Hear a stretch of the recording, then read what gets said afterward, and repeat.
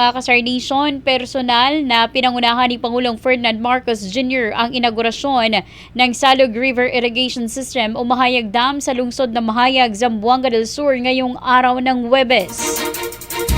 Ang Salog River Irrigation System ay una na ngang naitatag noong 1967 sa ilalim noon ng administrasyon ng ama ng Pangulo na si dating President Ferdinand Marcos Sr.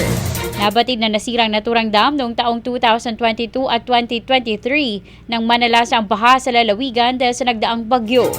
Ang reconstruction ng Mahayag Dam at solar-powered pump irrigation projects ay isang inisyatiba ng National Irrigation Administration upang matugunan ang pangangailangan sa supply ng tubig sa mga magsasaka sa Zamboanga del Sur at mapalago ang sektor ng agrikultura sa lugar.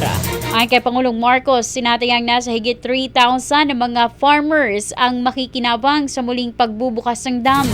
Maliban rito, nagbigay rin ang pamahalaan ng 20 solar-powered pump irrigation na pakikinabangan naman ng nasa higit 600 na mga magsasaka. Napag-alaman nga na ang Salog River Irrigation System ay ang pinakamalaking dam sa buong Zamboanga Peninsula.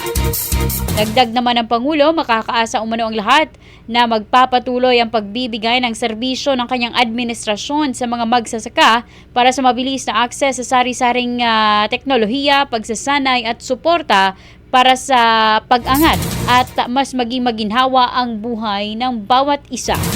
Narito naman ang karagdagan pang pahayag ni Pangulong Ferdinand Marcos Jr. Sa pamamagitan ng proyektong ito, inaasahan natin mas mapapabuti ang water diversion, irigasyon at iba pang gawain pang-agrikultura ng rehiyon.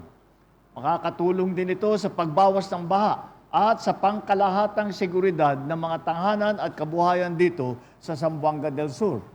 Tinatayang higit 3,100 magsasaka at ang kanilang mga pamilya ang makikinabang dito sa ating proyekto na ito.